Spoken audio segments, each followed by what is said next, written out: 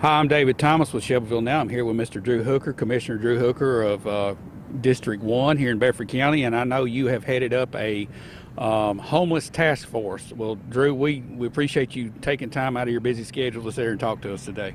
Well, I appreciate it, and it's just been a great group for the last year. We've kind of, really just focused on what we can do for the homeless group, and then kind of what we can do to help the city and county both manage the situation. Okay, where does it stand today? I know we posted a overhead view of one of the homeless camps here a couple days ago, and it's got a lot of interest and a lot of talk and conversation around it. And everybody's asking, what can we do? What would you tell the public out here that they can do at this point? Well, I think right now what we're doing is gathering data. I think that's the biggest thing is where we can make some good recommendations to both the city and county. But really, from the public standpoint, what I would encourage people to do is come visit. Come visit and join our meetings. We meet every second Tuesday of the month at 5:15 at the courthouse.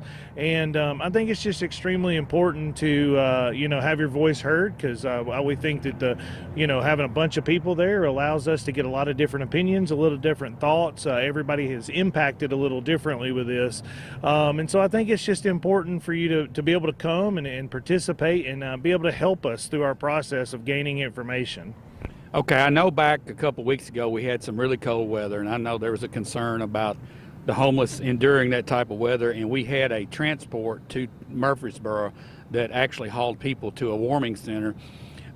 Is there any plans that you know of going forward that if we have this again before the winter's over, that there's something local that would be involved in it? I know a couple churches did step up kind of at the last minute, but is there any talk that you've heard about a possible warming center if we need something like that again?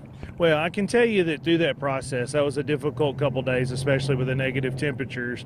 David Kitchens at Emergency Management, as well as some of the nonprofit organizations, really stepped up to kind of head that up and really plan that out. Now, we did start off with a shuttle back and forth between here and Murfreesboro, but then we had Fairlane Church as well as Gateway Church kind of step up and be part of that. Now, what we do have is we have a group of about 4 or 5 people that are continuing to try to find locations here in the county.